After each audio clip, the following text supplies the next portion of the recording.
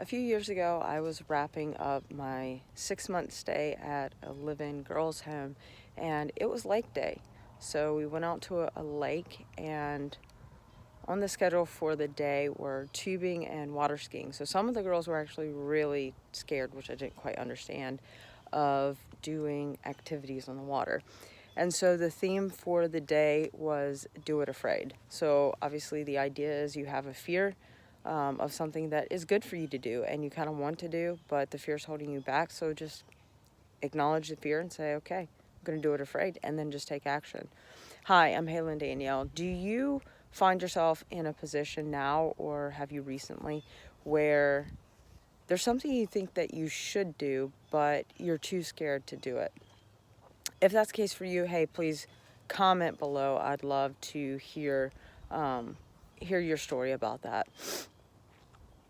If after thinking about it for however long and really considering this thing you want to do, you feel like you should still do it, I encourage you to develop a plan of action and then do it afraid. So if you end up taking that first step, sometimes obviously that's the hardest, and taking that first step can actually debunk some of this stuff that we have going on here and can unlock some of your potential, because some of these fears are just in our heads, and it's well, what if this happens, what if this happens, and a lot of times that what if never happens. So if you take the first step and then you evaluate and you get your feet wet and you realize, okay, this is going to take a little more money than I have saved up.